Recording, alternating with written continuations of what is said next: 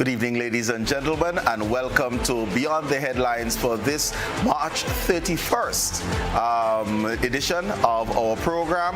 We thank you so very much for joining us. It's an absolute pleasure to have you share part of your Monday evenings with us. Whether you're listening on GBN Radio, tuned in or logged on any of our social media platforms, or the traditional source, GBN Television, thank you so very much for being a part of this evening's discussions. And this evening discussion, we'll actually be exploring the Grenada's oil and gas potential. And I've always reminded to say potential, so I'm going to include that. And with us this evening, we have the chairman of the Technical Working Group, Mr. Nazim Burke.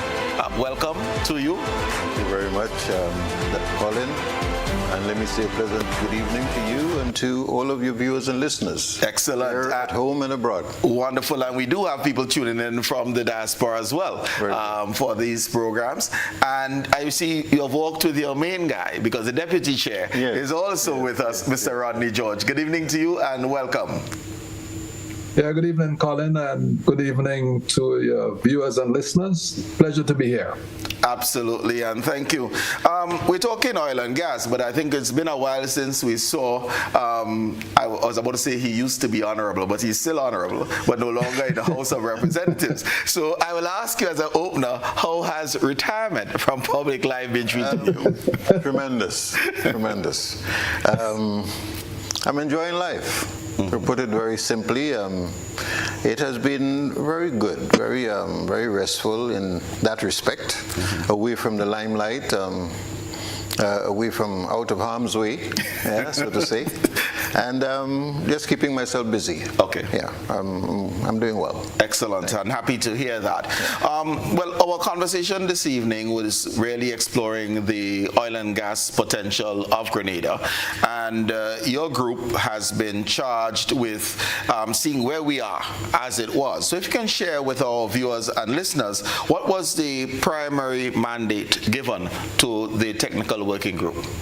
Well, to talk a little bit about the mandate, I think it's also important to understand the context in which the mandate was delivered to us. This came out of the realization that Grenada is, as you know, a very small country, very vulnerable in many respects to natural disasters, to economic shocks from the bigger countries, very limited economic options and economic activities as we have them at the moment. We rely very heavily, as you know, on agriculture, tourism, and the economy is not sufficiently diversified. And so whenever something happens to a sector like agriculture or tourism, then it can do untold damage to the entire economy.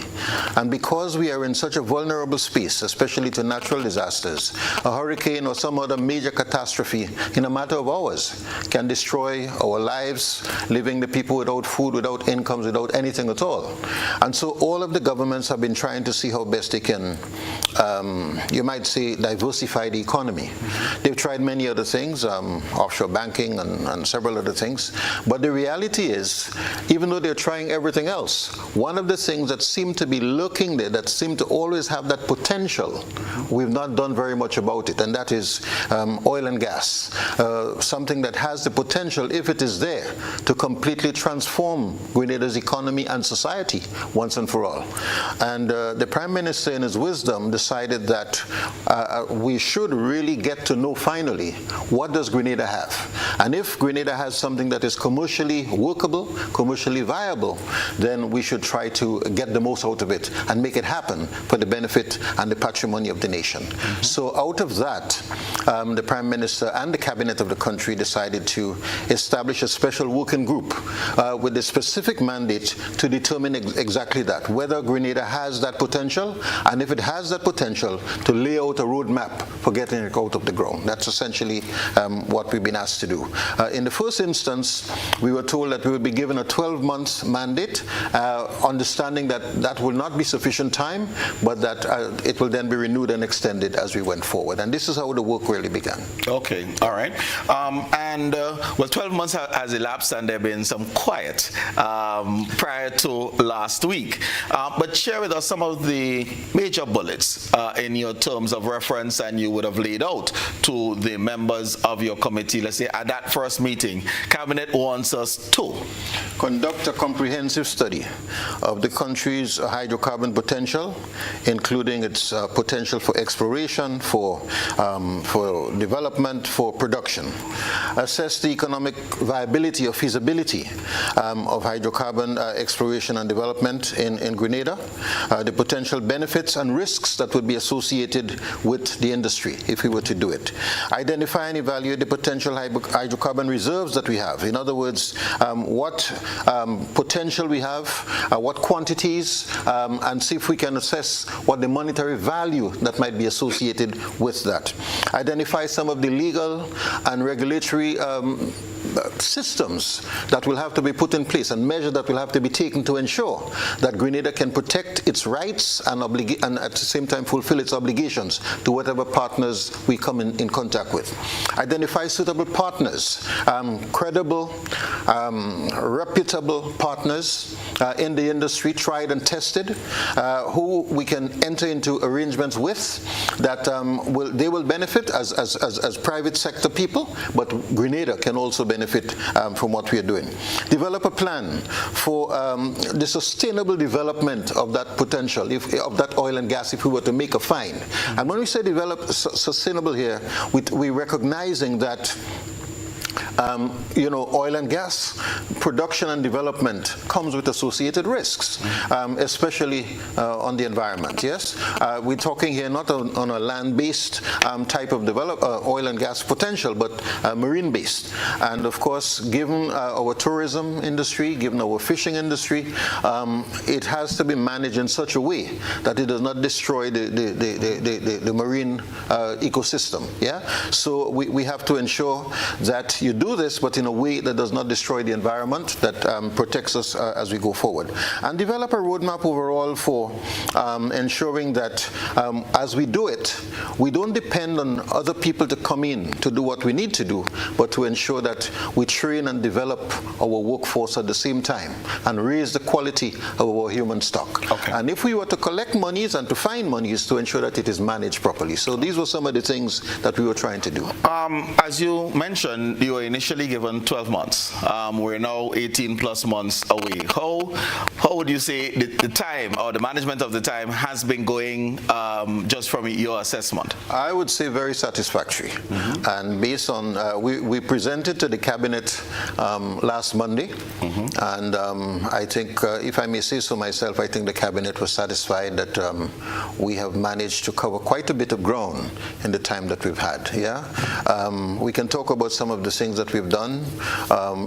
Most importantly, I should mention that one of the very important things that happened for Grenada during the last NDC administration, that is to say between 2008 and 2013, was that Grenada delimited its maritime boundaries with Trinidad and Tobago. That was a very important step, because if you're going to lease out land or do anything to anyone, you have to know where your boundaries are. Mm-hmm. A second thing we did was to enter into a cooperation agreement with Trinidad and Tobago that allows or makes arrangements for the two countries to work together to develop the hydrocarbon potential together. Mm-hmm. And the third thing was to explore the development of a joint development zone agreement, so that if there was oil or gas found on straddling the boundaries, then we would work together, join teams to actually develop it, which means that Grenada in that process can also learn a lot about oil production and development. And I should say that since we came back in, we were able to reactivate that relationship with Trinidad. We were able to reactivate re-engage the seismic companies that have been doing the work here in Grenada. Two of them in particular. We are doing some very active work with them, and there is a potential there for revenues coming from those two bodies.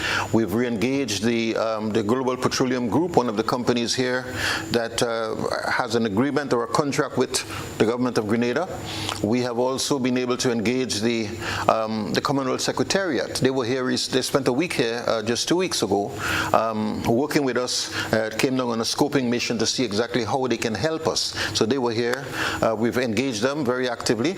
And of course, among those things, we've developed a clear work plan of how we're going to go forward. We developed a work program to go forward. If we are to just take a look now of the items that you'd have mentioned as part of your mandate, and one would be to explore the technical and economic viability or feasibility.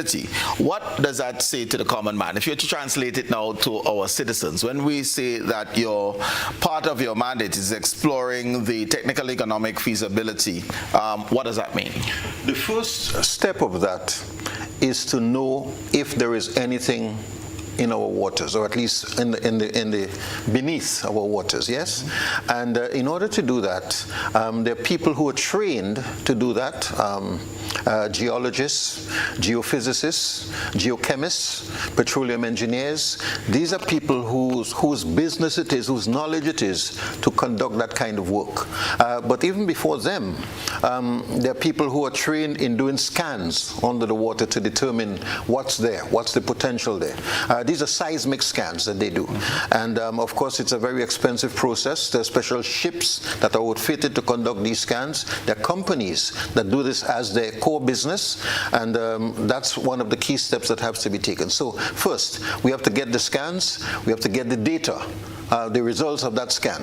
After we get the scan, there are companies that specialize in interpreting that scan to make a determination as to whether or not there are any kinds of potential leads of gas or oil there. Once they've made that step and they determine there might be something there, then they do what is called a three-dimensional scan. Yes, even before any drilling takes place, they do a deeper scan to see what a two-dimensional scan will not pick up. That scan will give them more information about potential quantities, potential quality of whatever is there in the ground, and then of course, if it is sufficiently important or significant, then the drilling begins. They will do a drilling of an exploration well, and after the exploration well, again, if the find is sufficiently exciting or interesting, then they will do an appraisal well to determine quantities, quality, and so on. So there's several steps along the way before you can get to actually taking oil out of the ground or gas out of the ground. All right, Rodney, if you can assist us, because one of the things that is required is that potential environmental and social impact study. Again, for the common citizen, what does that encompass? Right, so first of all, the mandate that we're given, we have to do whatever we do, whether it's in the exploration phase or the production phase, it has to be done in an environmentally responsible manner. So if we look at the risks, we have to look at it whether you've discovered oil or you've discovered gas. So if it's oil, the issue that you have is spillage. And there are ways of containing spillage. I mean, oil companies have been doing this for years, and they have techniques and methods for controlling spillage. Now, in the case of gas, the environmental risk you have is that if you find gas, well, you can find gas in two ways. You can find gas that comes with oil. It's called associated gas, and that gas can be used for reinjection into the well to get more oil out of the ground. But a lot of times you have so much gas that you have to either vent it or flare it. So that is an issue. And because by as we know, vent, when you say vent, you mean releasing it and flaring release it, it to the atmosphere. Yeah, or you flare it, which means that you basically burn it. Okay. And let it go up. So those are the environmental risks that you face. As I said, with gas, it's a little bit more difficult, because if you find gas and you can't use it, then you have to let it into the atmosphere, or you burn it and let it go. We quite often speak of oil. We know oil and we know gas for vehicles, and that's a byproduct, right? What is gas used for? So natural gas is used for power generation mainly.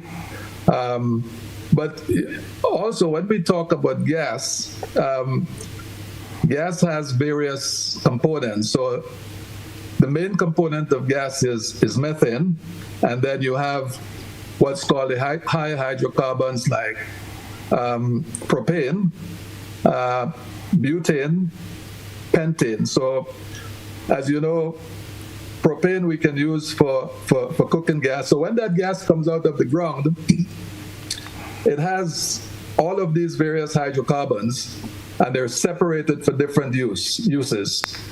The methane is usually what's used for power generation, and propane and butane is used in, for example, cooking gas. So when we say gas, it has a wider meaning, so to speak. Right. Right. Okay. Quite often when we speak of social and environmental impact, we think negative. We think oil spills, we think gas getting into the atmosphere, corrupting our environment again, etc. Are there positive implications that might either be environmental or certainly social impact of making a viable find of oil or gas within Grenadian waters? Yeah, that's a tricky one. I guess the answer to that is that if you have a find, then you have to weigh the economic benefits against environmental impact. And I do believe that oil extraction or oil and gas extraction can coexist, for example, with climate goals. So even if you have to vent, you can try to limit that by re-injecting gas back into the well, providing there's oil in that well also. So I think you have to look at the economic benefits, and as I say, weigh that against the environmental impacts. We have been leading quite a bit in terms of climate change, climate resilience, etc., for small island developing states, or for small states and developing countries in general. Grenada has taken a number of lead roles in this vein. Are there positive examples that we can look to where there is good coexistence between oil and gas exploration and remaining eco-friendly? Well, one example I can think of in our region is Guyana. So Guyana is unique in the sense that it has a huge forest, which is considered a carbon sink. So any carbon that's produced or methane that is produced from exploration activities, is balanced by the fact that the forest can absorb a lot of carbon. Mm-hmm. And then in terms of economic benefit, the last set of statistics that I saw is that Exxon, for example, has invested almost $2 billion in Guyana, have created over 6,000 jobs, and have invested something like $43 million in community projects. So that is the immediate example I can think of.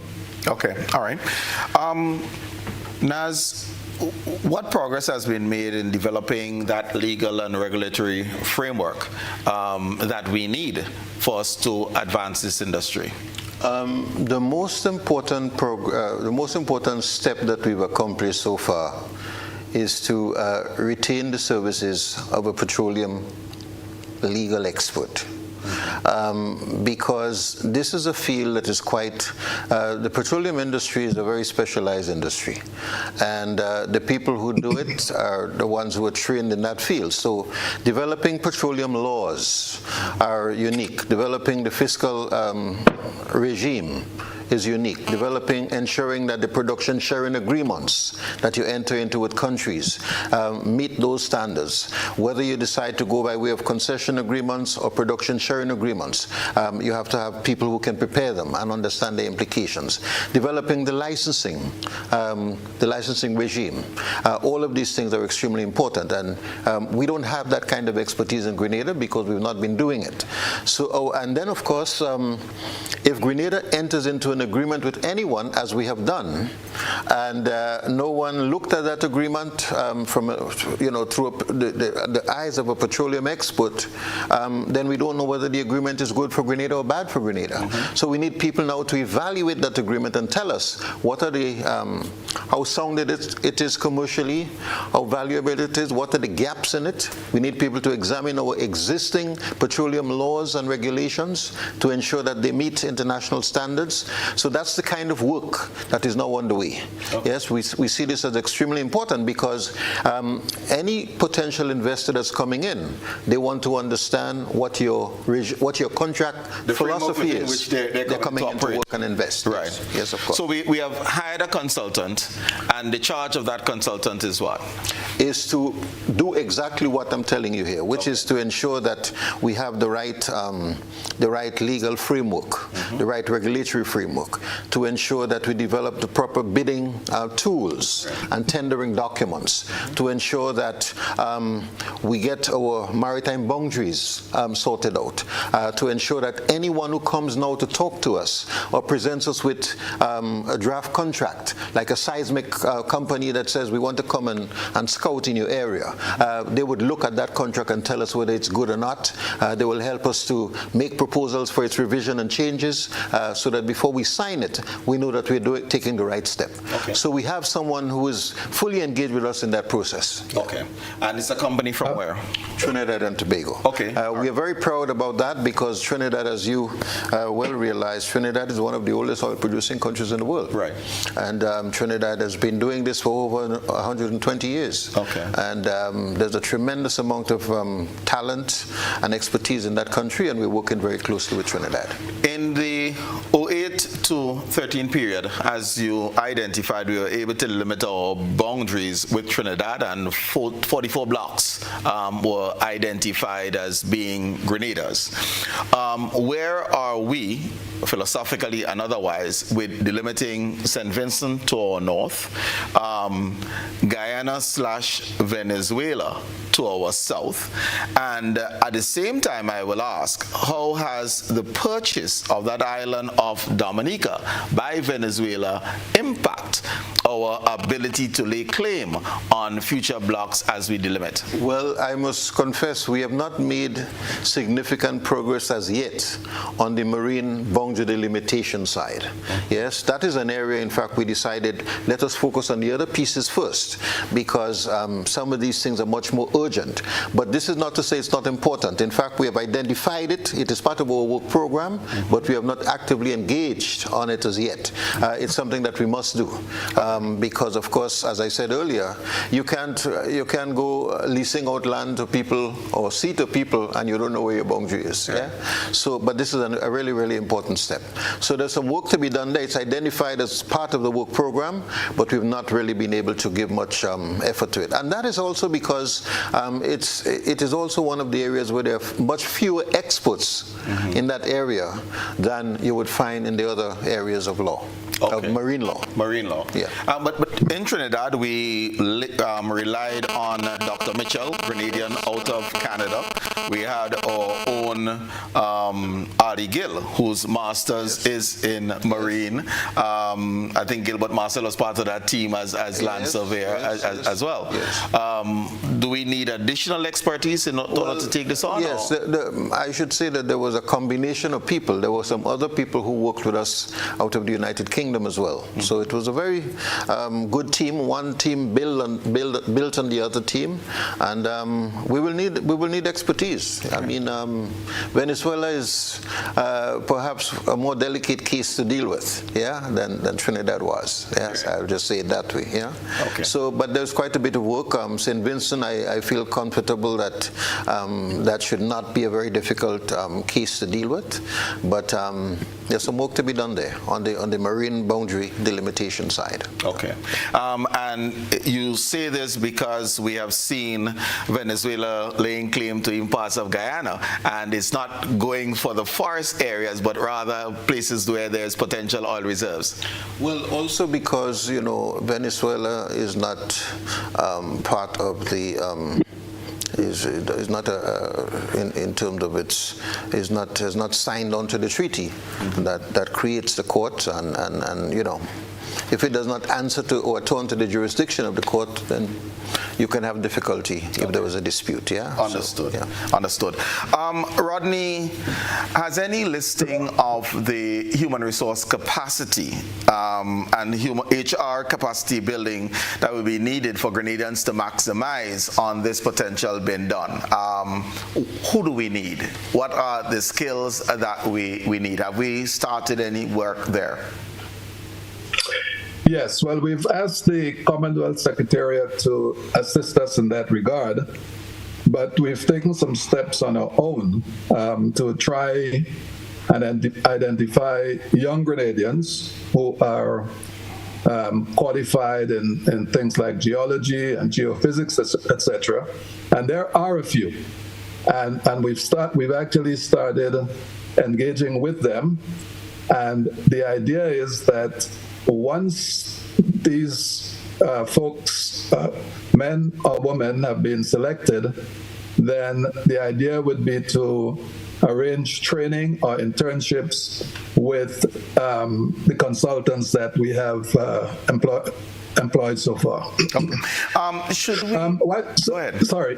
While on the subject of consultants, what I would like to drive home the point that the TWG has selected a stellar group of consultants. If you take all the principals from those firms, they have over 70 years of experience in the oil and gas industry. And one important thing to realize or to recognize is that these folks are there to advise us, but they are also doing the work that would, put Grenada in a position to be able to speak intelligently to major oil companies, right? So that we can advance the process. So I think that's important to recognize. They're advising us, but they're actually doing the work to position Grenada to move forward with the exploration process. Okay, all right. Two things. Going back to the HR issue, you mentioned attempting to identify Grenadians who have training already, geology, geophysics, etc. Should this be our approach, or alongside that approach, shouldn't we be encouraging young Grenadians to get into this discipline? Should there be a marketing plan that will, one, expose young Grenadians to what these fields are all about, recognizing what type of third form, fourth form, fifth form subjects at the CSEC level, CAPE level that will be needed to get into that field, because it's a new industry. So when one aspires to be something, if you don't know about it, you can't aspire to be it. So is that part of the work that your group will be thinking of to build the human resource capacity in Grenada?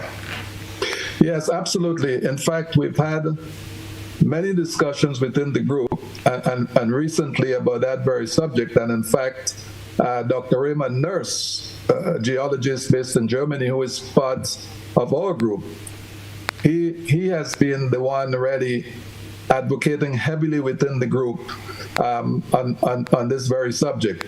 So yes, this is very much top of mind. And we have to find ways of interesting young people at the high school level, at the TAMCC level, to let them know about these careers so that they can, begin to focus career-wise. Because, I mean, maybe if we ask Dr. Nurse himself, he probably stumbled upon geology. The geologists I know didn't go off to university to become a geologist. During their training, they discovered the strength and affinity to that. So we probably need to be more proactive in making sure that we train and build the capacity where Grenadians can be employed and we're not importing labor wholesale. I think it's important to say here, just to add to what Rodney is saying, the work plan that we have for the moment is an 18-month work plan that started in February, yeah? And in that particular phase, we're going to need a number of experts, not just we have a team of consultants, a lead consulting firm that's guiding the entire process. We have a technical consultant that works mainly on the data management, seismic work, all of the geological and geophysical works, and we have a legal consultant, yeah? Those are the three teams that we have at the moment: legal, technical, and lead. The lead team also has commercial experts on their team. We have the 4 areas. We have not brought in someone yet for the environment, and we have not brought in someone yet for capacity development and training. Those are the next 2 big areas that we have to recruit experts for.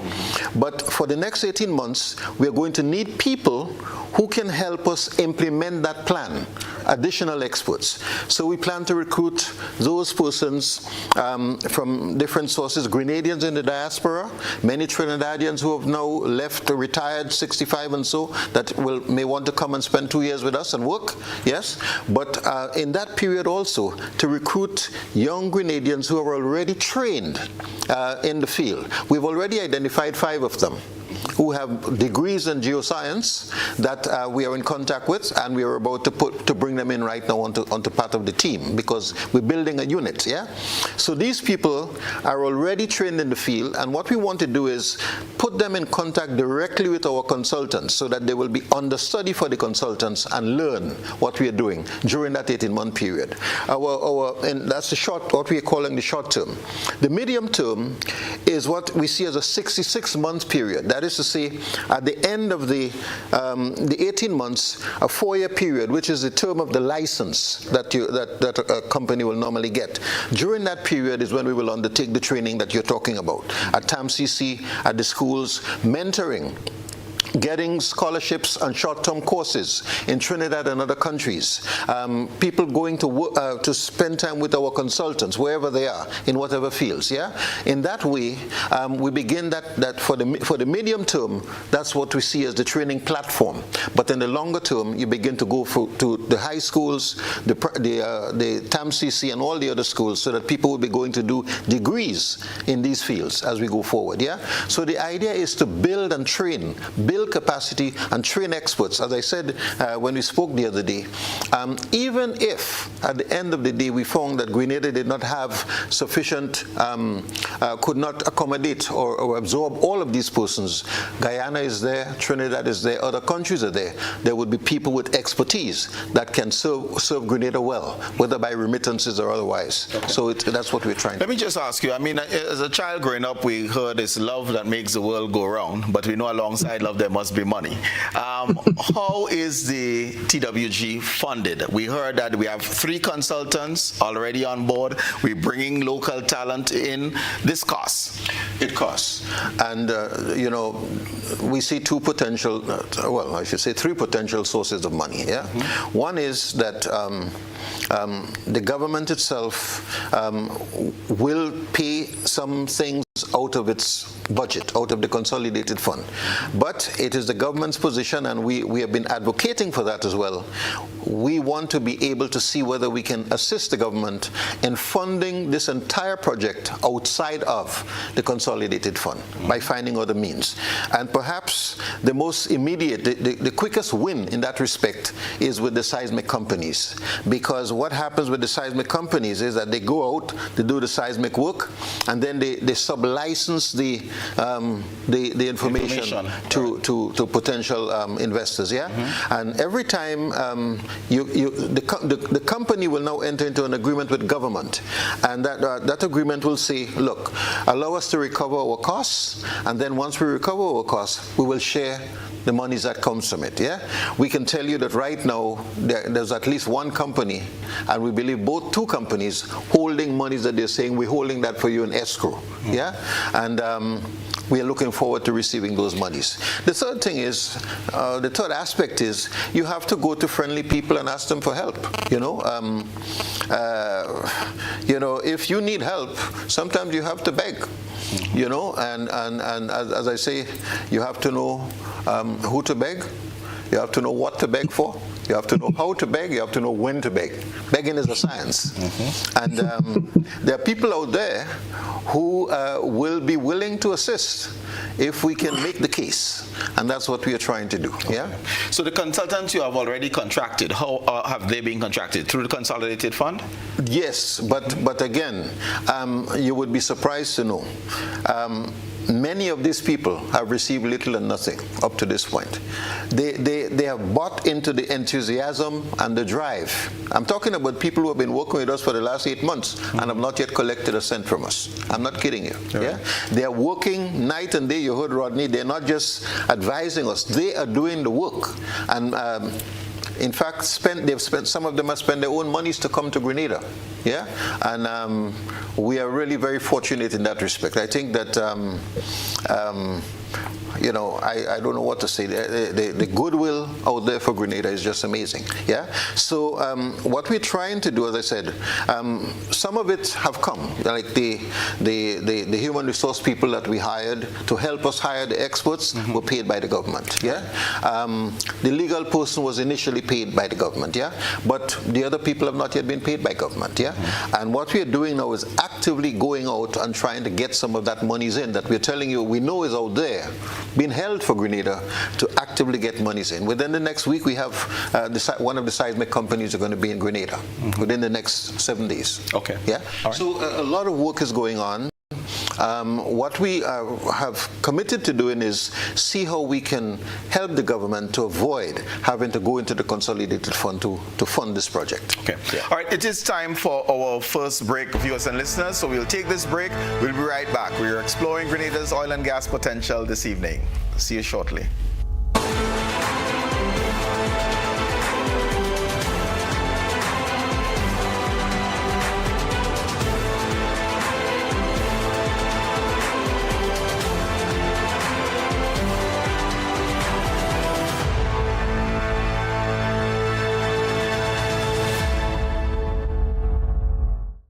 Boy, yo, they gonna fly with kite now. The wind picking up. I'm coming. Karim, what you doing? Fly my kite. Yeah, but not here. You can't fly kite near power lines, boy. Why not? The wind good. Because mommy say kite threads conduct electricity. Yeah, kite. It's right. If your kite gets stuck in power lines, it can cause power outages, or even worse, it can get shocked. Come, let's go and fly them in the pasture. Yeah, that makes sense. Grenlink, energizing our Grenada. Agritech Limited Grenada is your one-stop shop for all your farming needs. We provide seeds and seedlings, pesticides, fertilizers, irrigation and water management systems, veterinary products, and a wide range of agricultural products and implements. Our staff is knowledgeable and ready to serve you. Call us on 435-9677 or 440-4460 or visit us in Happy Hill, St. George. We are open Monday to Saturday, 6 a.m. to 6 p.m. and on Sundays, 6 a.m. to 1 p.m. Agritech Limited Grenada. Come grow with us. Have you heard about the new soft-weave bathroom tissue with total hygiene? As hygiene and safety have taken center stage, our bathroom tissue is now manufactured with 3 different technologies to offer the best protection for you and your family. UVC light technology for a safe and effective disinfection process, eliminating 99.9% of microorganisms. Also, production at high temperatures, killing all types of germs and bacteria. And it's pH controlled with delicate fibers to prevent irritation for even sensitive skin. Soft Weave Total Hygiene Bathroom Tissue, available in supermarkets and shops island-wide. Visit Soft Weave Caribbean Facebook or Instagram pages for more information.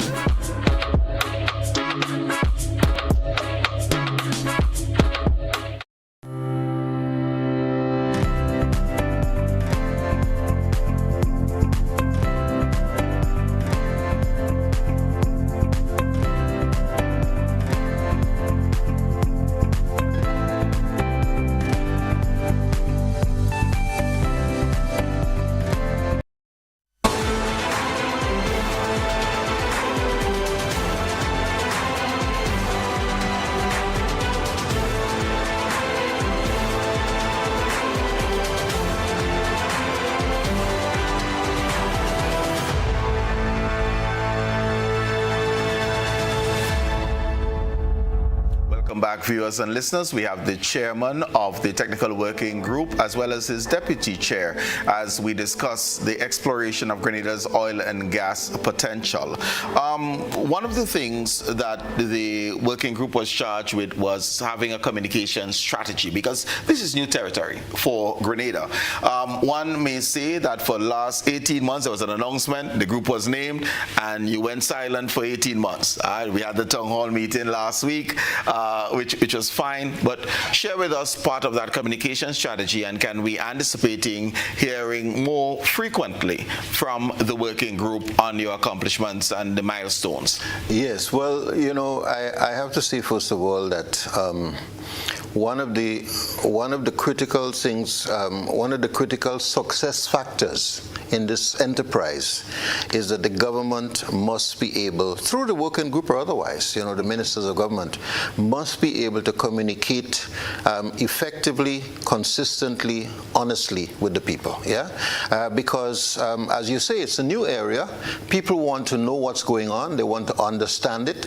They want to understand, more importantly, how it's going to impact their lives, yeah? And so, to carry the public with you, they have to know what's going on.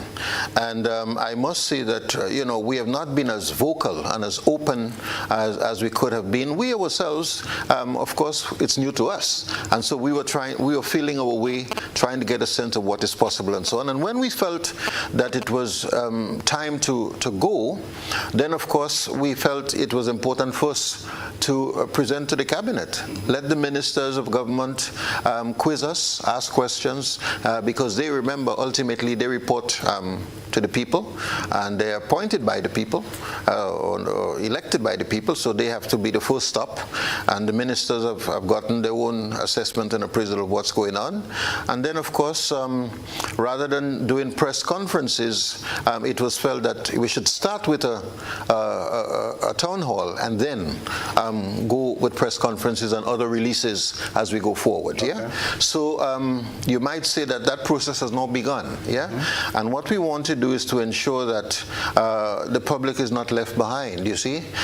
So there will be opportunities to ask questions and to contribute, because we can't do this without the people. You really can't do this without the people. Okay. Yeah. As we look at the charges, and one of which were to hire lead consultant, done. One of the things was identifying and gathering data acquired since 1996 to present. Where are we in that process? There are about 4, but let's say 3 major sources of seismic data that's available in relation to Grenada at the moment. One of them was done in 2003 by a company called Iron Geophysical. That company, after they had done it, they began the sub-licensing of the data, and they came to Grenada in 2012 and said, we have the data, we want to enter into a revenue sharing agreement with you. We already hold $480,000 US in escrow for you. Let's sign the agreement and move forward. This happened on the eve of the elections, and the elections happened, and that went into a stalemate. That company went into bankruptcy, Iron Geophysical, in 2022. And of course, that money was lost. But since then, a company called TGS bought over their seismic library and have all that information. And we have met with TGS. TGS has now said, we are eager to send you a new agreement. Let's talk about revenue sharing with you as well. So I know that 1996 was the year chosen. Why is that? I mean, some of us may be old enough to say that because we identified oil or we saw the potential long before. Well, a seismic study was also done in 1996. This was done by an Alberta-based Canadian company, but was done as the instance of RSM Corporation. RSM Corporation was a company led, an American company led by a gentleman called Jack Grindberg, who came in and was given a license to basically control all of Grenada's maritime acreage for $19,000 a year. And I think when the government discovered that they had made a terrible mistake, they sought to break away from the contract. He took them to court, not court, but arbitration. Took them to arbitration in the United States before the International Tribunal. While that arbitration was going on, Grenada ultimately won the case in 2008, 2009, when we came into office. But while that arbitration was going on, the government then entered into another agreement with the Global Petroleum Group, in which the Global Petroleum Group essentially said, look, we will pay for the arbitration and you give us a new deal. Yeah? Right. And that is what happened. So 1996, because an important seismic work was done in Grenada in 1996 at the instance of Jack Grindberg. Okay. But just to say that the result of that seismic survey is not readily available to us. The gentleman who has that seismic work himself is a very difficult person to deal with. But the one I was telling you about with Iron Geophysical, now taken over by TGS, we are in discussion with TGS. We had a meeting with them in Trinidad last month, and we received correspondence from her as recent as yesterday. So there's ongoing communications with a view to reaching an agreement. We are also, in 2019, a company called GOX, another seismic company, concluded work in Grenada, and they will be here next week to conclude an agreement with respect to the sale and sharing of the revenues out of that agreement. So these are important steps.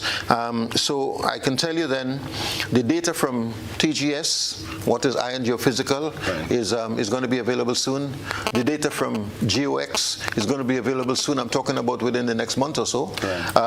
And we are also in because of the cooperation agreement with Trinidad and Tobago, they too are providing us with data. Okay. So we are just in the process of concluding an agreement with Trinidad. Okay. In that regard. Rodney, your wish list, what should this type of agreement and our access to this data look like that would make life easier for the TWG? You're muted.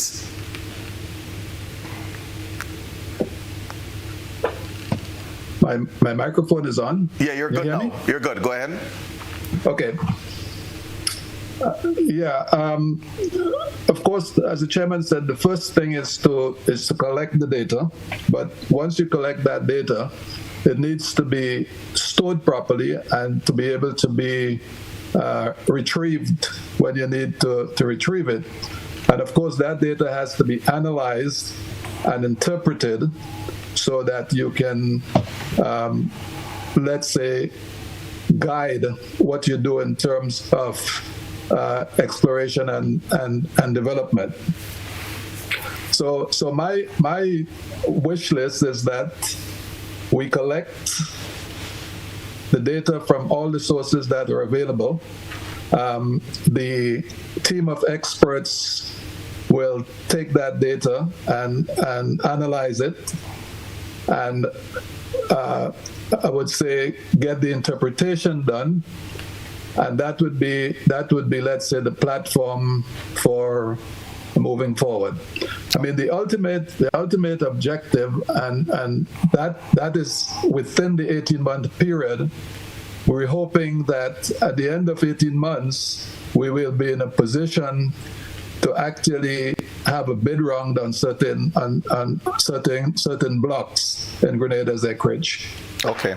And let me just explore this one. So we know that Grenada entered into an agreement with GPG. We know that 4 of the 44 blocks are under their control.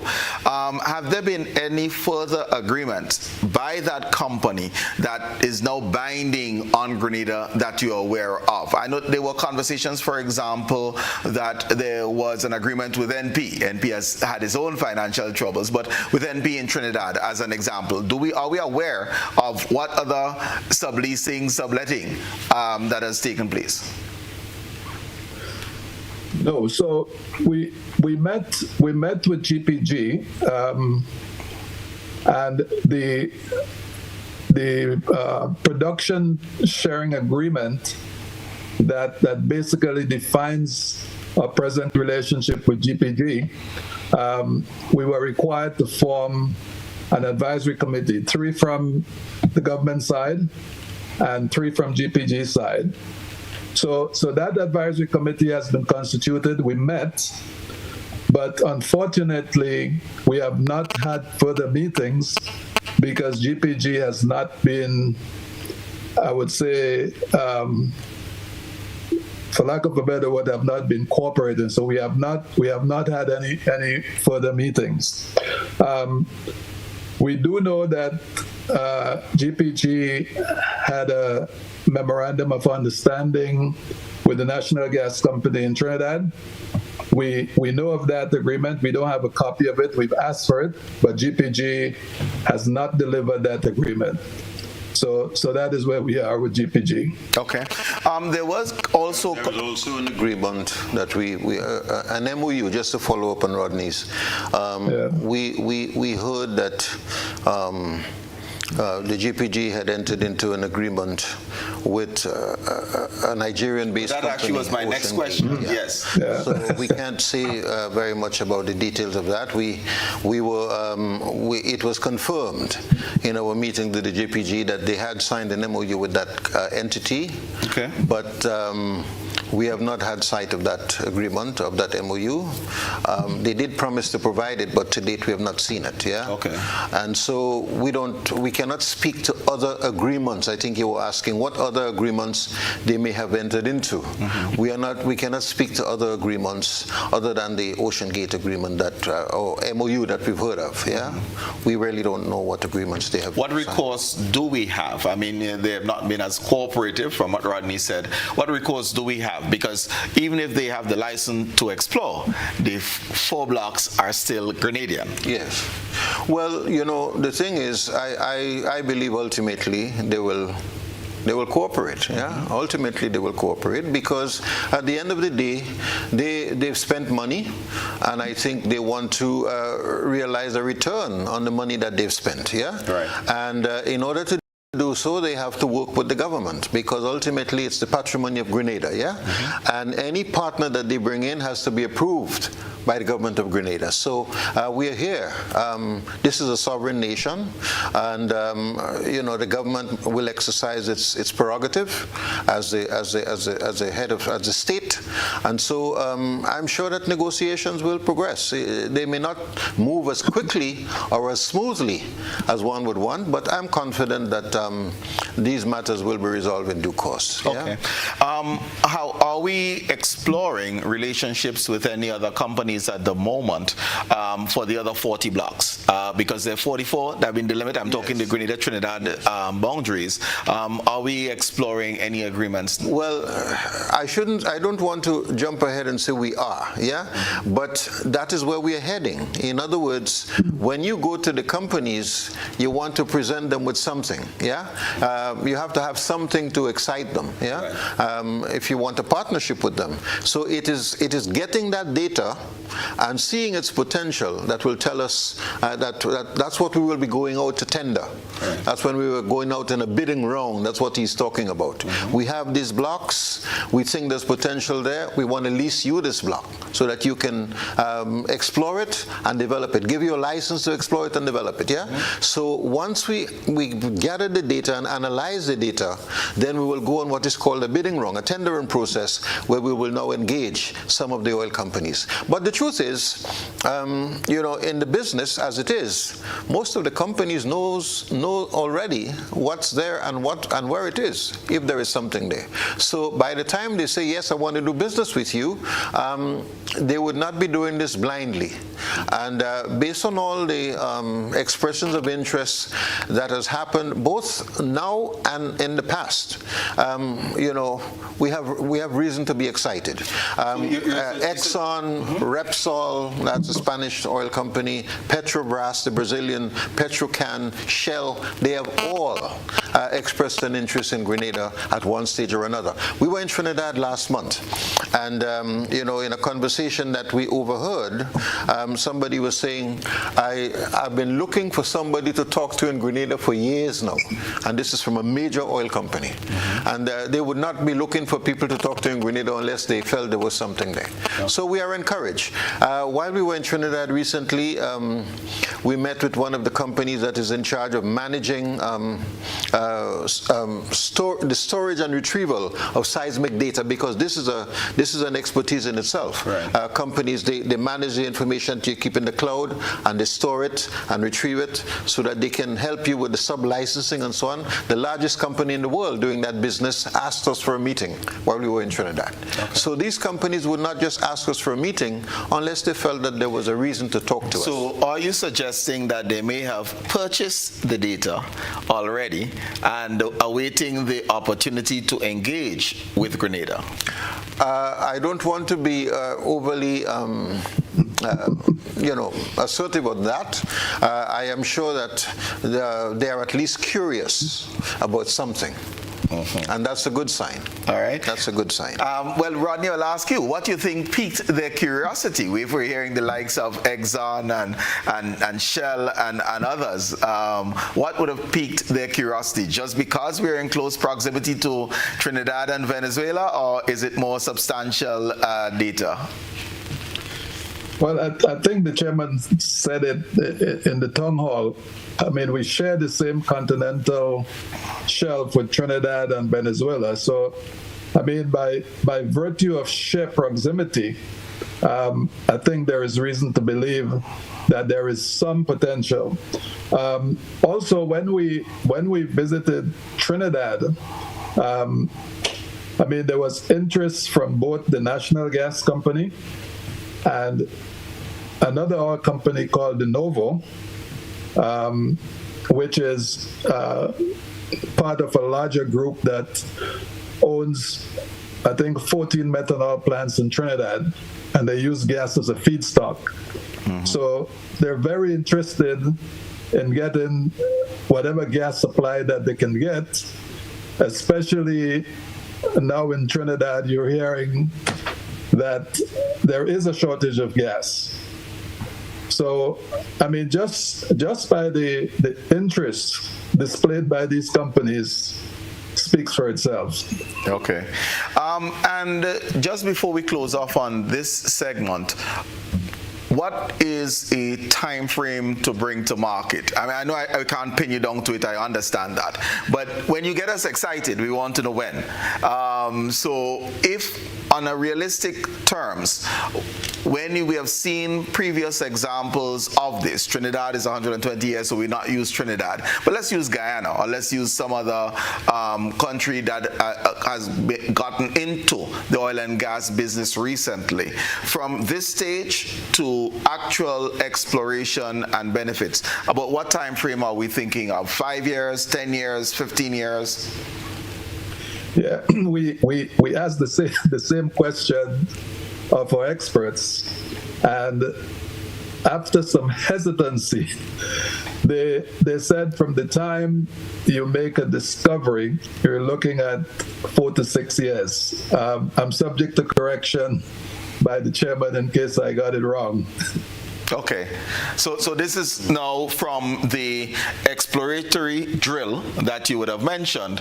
If it is worth an appraisal and then benefiting is 4 to 6 years. Yes, but an appraisal can happen in a shorter time than we've now experienced. Right. Yeah. Okay. Yeah. All right. Yeah. Thank you very much for that, gentlemen. I know I was putting you on the spot a little bit, but we just want to know and we need to know, right? Viewers and listeners, it's time for a final break. We will take this break, and when we're back, you certainly can make your contributions. 440-1252 is the number.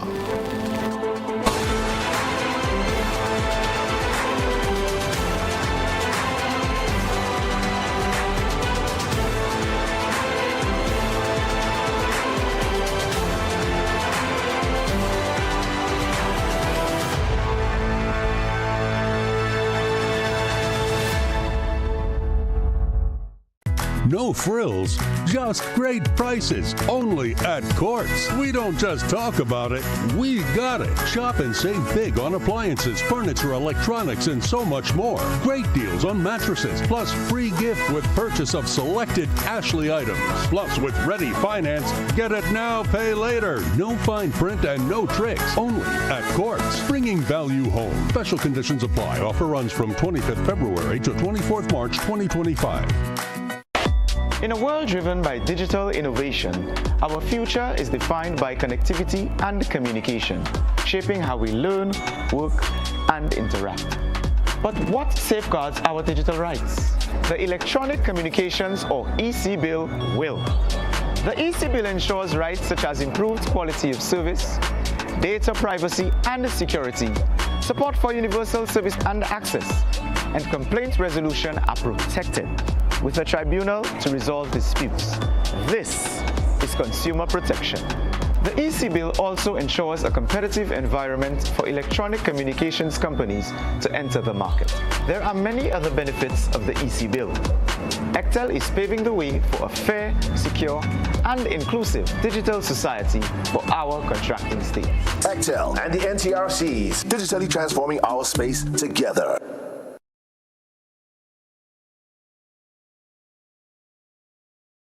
Grenlec Community Partnership Initiative. Rachel would like to give a huge thank you to Grenlec for funding our Positive Energy Program. Our Positive Energy Program, also known as PEP, is a community-wide initiative aimed at supporting the well-being of young people. Our Positive Energy Program will be a series of fun stress reduction activities aimed to teach children tools and skills to understand their emotions and communicate better. Grenlec, energizing our community.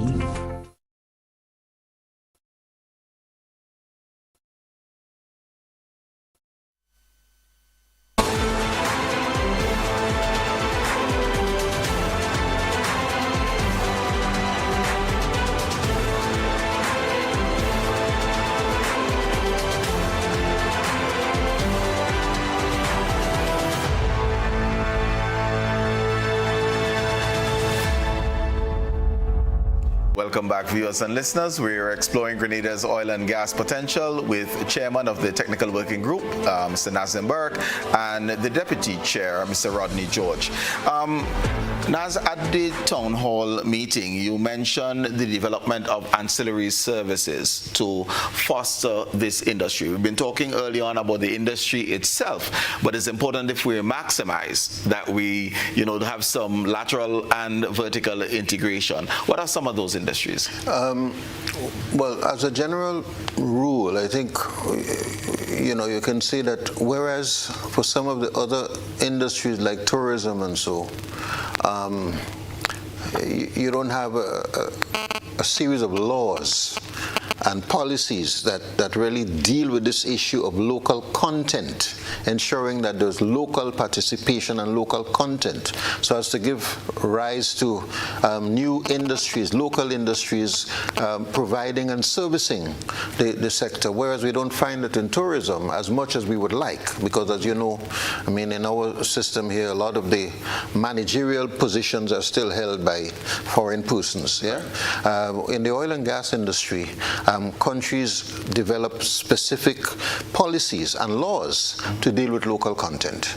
And you know, in our case, I think there are many areas that has that kind of potential. I spoke about food the other day, but it's not only food, it's about clothing, it's about many different services that they will need. So let's go. So straight off the top, we know that we need to train Grenadians to take on the high-paying positions within the industry. Right. Right. But apart from that, I'm saying providing services to the industry. To the industry itself. Yeah, goods and services to the industry itself. So is our thinking providing goods and services to the personnel, or is the thinking one, and it could be both, one of developing industries that would utilize the byproducts or create byproducts from the petroleum industry? So getting the technical expertise, the human resources, and investment. Yes, that is another. It's usually seen in three steps, and that's the second step that you're talking about. Okay, because the third step is really the people who are actually producing the machines to do seismic work and so on. This is like what is happening in the developing countries at the moment, in the developed countries at the moment. They provide the ships to do the seismic work and so on. Yeah, but you know, so it happens in different stages. Yeah, in the beginning, it would be light industries that will provide goods and services, but later on, some of the very people you're talking about and industries you're talking about will happen in phase two. Is part of your mandate, and whether it's not part of your mandate, would you be willing to expand your mandate to include some of these industries that might be low-hanging fruits for Grenada? And just off the top, I mean, we use petroleum jelly because we grew up using, you know, petroleum jelly. I'm just staying away from the brand that is probably most popular. But can that be produced in Grenada? There are conversations that have been had that nutmegs are integral part of the overall petroleum industry. We are the second largest producer of nutmegs in the world. Should we be exploring how is nutmeg used? Can we bring that type of manufacturing or preparation, at least some level, to Grenada? It is early to say. I mean, I wouldn't want to venture into that at this stage, but part of what will happen is that very research and development potential that you're talking about, because we will have to see. Remember, in this day and age where you know, plastics and hydrocarbon is not a very popular thing. People would be looking to see what new products, what variations on products might come in that are more low carbon in nature. And so new industries, new products may evolve, may emerge. I can't say how nutmegs would be used in the industry. It is perhaps early to say so, but we have to continue to explore all of these things. Okay. I asked Rodney about his wish list earlier on, but our service agreements, what would a beneficial service agreement look like to Chairman Nazim Burke as we engage with companies for exploration? Well, at the end of the day, what you want is an agreement, and when you see service agreement, I think we're talking about oil companies coming in. What you want is an agreement that is fair, recognizing that it's a tremendous amount of a very large capital outlay to do this kind of work. It costs about $100 million to drill a well. So there's a lot of money going in. Well, it could be somewhere between 80 and $100 million to drill a well. So there's a lot of money going in. You recognize that people are investing lots of money, but you need a return. And you want to know that an agreement that is done makes provisions for Grenada to get its fair share of whatever happens. And of course, it must happen in a way that is not to the detriment of the people, that it can make provisions for environmental protection and environmental safety. I think that's a big part of it, and of course for the kind of stakeholder concern that would ensure that sufficient pressure is brought to mitigate the risks that are associated with the industry. Yeah? Okay. Yeah. Rodney, well, first of all, viewers and listeners, 440-1252, that's our number. You certainly can call to weigh in and ask questions. We have the chair and deputy chair of the working group. They are our resident experts tonight, and you certainly can call in. Rodney, as we look at the region, what lessons have been learned, let's say from Guyana, that has certainly influenced your thinking? But we have our first caller online, so after the call and contributions, we'll come back. Good evening, caller. Welcome. Yes, good evening. Greetings, Mr. Dowe, and greetings to your guests. I wonder, can your guests hear me? We can. Hallelujah. Thank you very much. I knew when I came into Grenada in 2010 and I read Act number 31 of 2007, I realized that something, quote unquote, stinked. It was no good. And I knew that it was a raw deal and there was some sort of mafia operation. But today I must indeed say, for what I'm hearing, it more songs in line with what the industry related to petroleum is related to. But I have a couple of concerns. One, the seismic data. I remember when I asked that question a couple days ago from a bright boy, I was told it was none of my business, literally. The seismic research data. That property belongs to the state party. It's amazing that it's not in the state party's hand. Mr. Burke, I'd like you to comment and to tell us why it has not been, if you know. Two, as it relates to financing of the activities, I'm very happy to know that we can get here and there and there are 3 or 4 different avenues. But tell me something, only recently we heard in the news that a person who had signed a $1.8 billion, and I reckon is US dollars, agreement with the government of Grenada, one of the purported to be one of the financiers and so on. Was it really so? The other thing is this, as we end up here, I'm happy to know that we have a lot of people getting involved, and we have to because it's something new to us. I beg your pardon, sir? No. So what I'm saying is there's an entity in Oslo, Norway, and I'm not referring to him as European, but you see they have been the beacon as it relates to the extractive industries worldwide. It's called EITI, the Extractive Industries Transparency Initiative. Has your committee had any contact with these people on any sort of, because their service is free, advisory level, so that they can help us and start to do the thing, quote unquote, the Norwegian way, because in the industry there's either the Norwegian way or the Nigerian way, and they would understand why.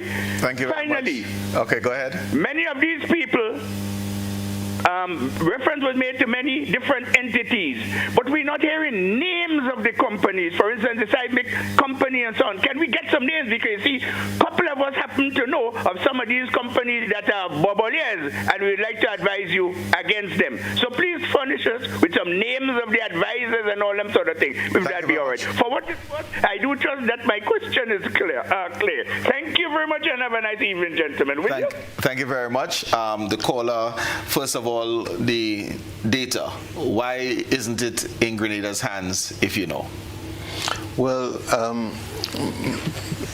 what the companies are saying, by the way, well, at least 2 of them, is that they already gave Grenada the data, yeah? The problem is we don't know where that data is. We can't find that data. And this raises an issue which I think you've heard the Prime Minister speak about before, that the government came in 2022 and simply could not find the files that related to the global petroleum group, and in fact on the energy sector. Yeah, so we have been. Have those files since been located? No. Some things have been located, some documents have been located, but not the complete picture. So we know of documents that exist, but we have no sight of them. Yeah, okay. We've heard documents mentioned or seen a document referred to in another document that is a contractual document that we have not seen. Yeah, okay. So we've had to piece together what happened and what exists, and with the help of people both locally, we can't mention names, and people outside of Grenada. Okay. Yeah? We have another caller online. We are going to get to all of that first caller's questions, but go ahead, caller. Good evening. Yeah, gentlemen, one of my favorite attorney and eminent engineer. Why don't Grenada start off with, I'd say, natural gas first? I think it's more feasible. And of course, if you were to indulge in drilling for oil, you'd be in direct competition with Guyana. So I don't know. I think it might be better to start with maybe natural gas drilling as opposed to full blast with oil and gas. Right. The contribution from the caller is why wouldn't we emphasize gas as opposed to oil, because we now be in direct competition with Guyana. He didn't go to the environmental issues, but why not emphasize gas? Well, we can't emphasize anything. It is the find that will tell us what to emphasize. Okay. In other words, you're doing a search for hydrocarbon. If you find gas, you can't emphasize oil. If you find oil, you can't emphasize gas. If you find both of them, then you can emphasize one or the other. And emphasize simply means which one you decide to extract out of the ground first. Yeah? All right. So it's difficult to emphasize one over the other in that way. Understood. We have another caller in line. Good evening, caller. Welcome. Yeah, good night. Good night, Mr. Dowe. Good night to your panelists. What I could say, the time will not allow me, but I just want to put something into the public sphere. I want to ask the chairperson of this committee, how can we reconcile the idea that we are promoting the blue economy and still pursuing the exploration of fossil fuel? In the context of all that is known, human rights violation, the fact that even right now in Guyana, the disparity between the races there over so-called the spoil, the gains of the oil, also knowledge of what happened in the Amazon, in the Ogoni land. Why are we being contradictory in this manner?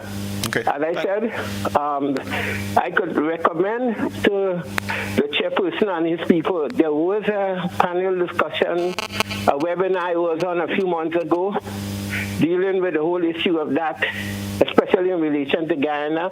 There's a lawyer there who is pursuing matters in the court on behalf of various clients.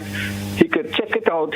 Some of the details which was given is inconsistent with what I'm hearing here tonight. Thank you. Thank you very much. Rodney, I don't know if you want to take this one on. This is a follow-up to a question that I asked. Balancing our exploration of oil and gas potential with our development of our blue economy.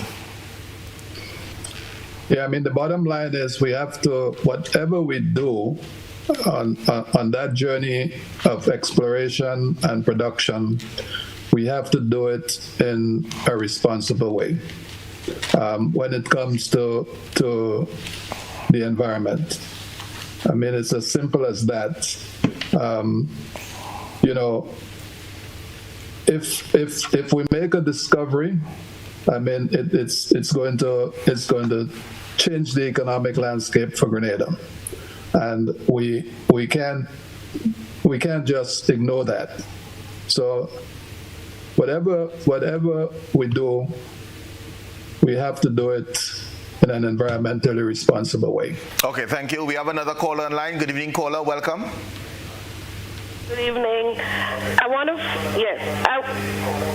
Good evening, and good evening to your panelists. I want to find out if there is a communication specialist attached to the TWG, because it's a lot of information for the general public to absorb.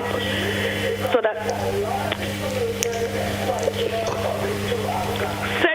Secondly, my second question is if there is a secretariat that houses the TWG, so that persons, if they need information, they can go to the secretariat rather than each of the TWG just have the information among themselves. So if there is a national secretariat, a building that the TWG has an office so that, to continue the conversation. Thank you very much for that, caller. It's a very critical question. Very important question. Yeah. The answer to your question, caller, is no. That has not yet happened. But it's something that we recognize as absolutely necessary and urgent. Yeah. What institutional arrangements do we put in place to go forward? The cabinet picked these 5 people and say, look, we want you to get started on it. Yeah. Without an office, without a space, without anything really. So the office is Zoom? So our office is Zoom, yeah? And so we've had to pick up the pieces and meet very regularly and try to engage. So all that we have done, we've done without an office, yeah? We don't have a formal place that we meet, but now that we have reached the stage where we've done quite a bit of the groundwork, and we've come to the public and tried to explain what we are doing and why we are doing it and how we plan to go, it is critical now that we, first of all, have some space as part of building the institution that will support the work of the committee, but also importantly to be able to communicate with the public and to share information with the public. It is very, very important question being asked. So and the physical space, not yet in place. And a communications expert. Yes, absolutely important. Okay. Yeah. We have another caller. Good evening, caller. Welcome. Hello? Go ahead, please, and listen to us only on your phone, not the television, in the otherwise. Background. Good afternoon. Good evening, sorry. Am I hearing more? Listen to us only on the telephone, not on your television, please. Go ahead. I'm not having a background on my side. That call is having some challenges, so we have to make a call back. Yes, yes, sir. Good afternoon, gentlemen. We're in touch with a group in Norway. I am hearing a... Wait, hold a second. I think the caller is back online. Go ahead, caller. That has gone on for the longest while. Until now, there seems to be a differentiation between that I'm yet to understand a definition for. To the extent that we have that going on. Hear this, Mr. Burke. You're one of my favorite person around. I'm yet to understand why I'm hearing a conversation coming from you where there should have been a definition for that very particular subject matter so long ago when you are the head of the party that is now so vehement, aggressive about development of such an issue. To the extent that you have a confusion, here is the problem. The question the lady just asked there, do you need to actually I'm kind of contradicting it, but not contradicting it. Do you have and need to have a conversation for a department that is particular? You actually answer her and say, no, there isn't. So what's the question for?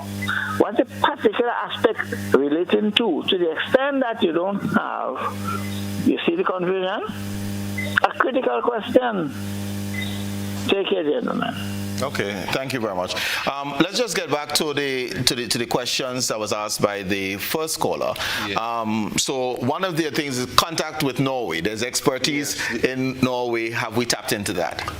No, we're not as yet. Not as yet. But you are aware of the company? I'm aware of it, yes. Okay. Yes. The other thing that he mentioned was the investor, the Nigerian agreement, and he spoke about 1.8 billion. Well, we don't know very much about it.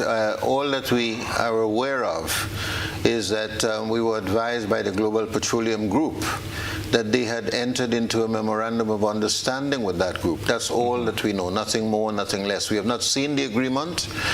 We know nothing of the lady herself or the company that, the lady who is the face of the company. We know nothing of the company itself. We've had no communication with that company, so we are not in a position to comment further on anything relating to that company. Okay, no problem. And the Guyana experience is where we left off, Rodney, so I'm coming back to you in terms of lessons learned. Yeah, so I would say one thing we have to be mindful of is that when we get to the stage where, let's say, we have to negotiate with an oil company, we must get expert advice, whether it be legal or technical or environmental. And I would say especially on issues of compensation, which means royalties, what percentage in terms you would get in terms of the production sharing arrangement. All of those issues, we must get expert advice. I mean, these are companies, behemoths that... Well, let me ask you this, because you're not the politician in the group. Are you saying quite clearly, politicians stay out of this and allow experts to negotiate on Grenada's behalf? Yes. Thank you very much. All right. Just one other thing. I think in terms of environmental issues, whatever contractual arrangement we make, we must have, for example, spill liability to be taken, I would say 100% or close to 100% by the oil companies. They always resist that, but I think we have to be forceful and insist that for any spill incidents, that they take 100% liability. Right. Okay. And just because we're small and we're still dependent on tourism, one, but we also depend on our blue economy for food as well. So it's important that we have those safeguards. Yes. Okay. Yes. Naz, how can we contemplate responsible development and create a sustainable oil and gas industry? And where I'm going is one of sharing of the spoils. We certainly do not want to create a two-tier system where one group of people get filthy rich and the rest of the population lags behind. I believe within our region, I'm seeing examples where there's monies going around, but not to everyone. So prices are going up, inflation is moving at an alarming rate, but the population is being left behind. Yes, well, perhaps it goes beyond our region. There's a concentration of wealth worldwide. Yeah, a few people in the United States control the U.S. economy and own most of the monies in America. Yeah, so it's happening everywhere. This concentration of wealth, but you know, the burden that you're speaking about perhaps is greater felt in countries like ours. Yeah, and so it is where you don't have a social safety net. Right. There's no government funding to support some of the people who are in need and so on. So it takes on an added importance in this country, and I think it is a big challenge for countries that discover oil and gas, you know, hydrocarbons, how best to create that balance and avoid what is called the Dutch disease, yeah? So that, you know, a few people don't end up getting a lot. There's a lot of waste, there's a lot of mismanagement, and then at the end of the day, you become an impoverished nation as well, yeah? Countries have learned how to avoid that. I think a classic example is Norway, the gentleman mentioned earlier on, and how they have managed to develop and manage their sovereign wealth fund and to ensure that the monies are used in a sensible way to direct the social programs and to ensure that everyone has a share of what is happening. So I'm saying here that there are sufficient lessons that can be learned from countries that have done it and done it well. Yeah, and we are not going to try to reinvent the wheel. We have to learn from those who have done it and done it in a sustainable way. Okay. I don't know if this is accurate, but my understanding is that our owner of Silver Sands acquired the wealth in terms of family wealth from being in the oil industry, dad, family, etc. Has there been any engagements with him to get expertise in? He may not be an oil expert, but certainly has been a beneficiary from the industry to get oil experts in to assist us in this project. I am not aware of any at this stage. Okay. But again, you know, this is a process. It's going to take some time. I must mention here that one of the things that we have also managed to do is to set up what we call it a group of subject matter experts. Yeah, a number of oil and gas experts who are not interested in working with us, not looking for money. They came and they said, we want to help, and we formed them into a group. Some of them are people who just went to the Prime Minister and say, I want to help. I understand you're doing this. Some of them are people that our dear friend Dr. Nurse Gallo met in Germany, went to school with in Germany, from Mozambique, from South Africa, from Benin, you name it, from Botswana, and we've Grenadians, of course. There are 3 or 4 Grenadians in that group as well, in California and elsewhere. And we have this group that whenever we need advice on something, we'll also ask them to make their input. In fact, when we were recruiting the lead technical consultants, when we were recruiting the legal consultant, when we were recruiting the lead consulting team, many of them were part of the interview panel that selected the people that we've chosen. Yeah. So we have not reached out to everybody as yet, but we are continuing to build on that pool of persons who are not looking to get money from us, but have expertise and can be our assistants going forward. We talk about getting money. Throughout this evening's discourse, we did not mention a way of factoring the CBI. Do you envision whether it is in pulling expertise in or using through the National Transformation Fund or otherwise CBI monies in order to assist us in moving forward with developing this industry? Well, I would not rule it out, but this is a question which I think will depend largely on how much monies are collected from the fund and what the government's priorities are, you see, because the challenge of development is a big one, as you know, yeah? This is a small country. A lot of the population is a young population, 117,000 people, 34,000 people, almost 35,000 people are under the age of 18 and are going to school, yeah? And then, of course, you have another 15,000 people who are over the age of 65 who are retired and not working. You have people who are mentally and physically ill and unable to work. The workforce is very small. It's about 55,000 people. And with a workforce of 55,000 people, some of whom are unemployed, at still 7-8% of them are unemployed at the moment, and you're looking to the government collects a very limited amount of monies. If you earn $36,000 or less, you don't pay any taxes. Well, and today is a deadline, so I'm assuming that everybody will be compliant. But, but the point here is that government does not collect a lot of revenues from within. Yeah, CBI is one of the strong sources now. Tourism, of course, but CBI itself has its potential challenges. Yeah, we don't know what's going to happen. But we're also getting into citizenship by invitation, and this is where I'm going. So we can't do it the same old way. I wasn't thinking that at all. But contemplating new ways of building capacity within this industry. I get you. Of course, this is something to be explored. Yeah. Okay.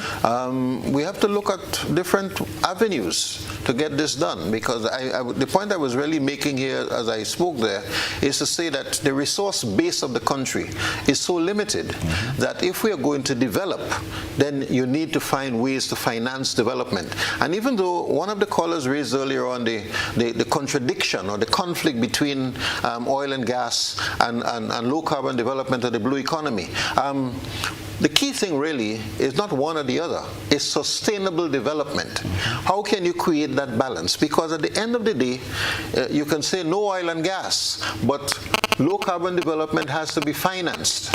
Somebody has to finance it. Somebody has to pay for it to happen. And Grenada does not have that money. And even though they talk a lot about the Green Fund and the Green Development Mechanism and all of these things, the truth of the matter is monies are not coming from these sources to finance development in a serious way. So you have to find ways to use the hydrocarbon potential if you have it, get the funds that you need so that you can turn to green development. It doesn't have to be one or the other. Okay. Yeah. All right. Time has quickly expired. So, Rodney, I'll invite you for some closing comments as you share with the population our next steps. Yeah. One thing I'd like to to be a takeaway for the general public, both from the town hall that we had recently and this medium, is that the TWG has adopted a thoughtful, focused, and strategic approach in fulfilling the mandate that it has been given.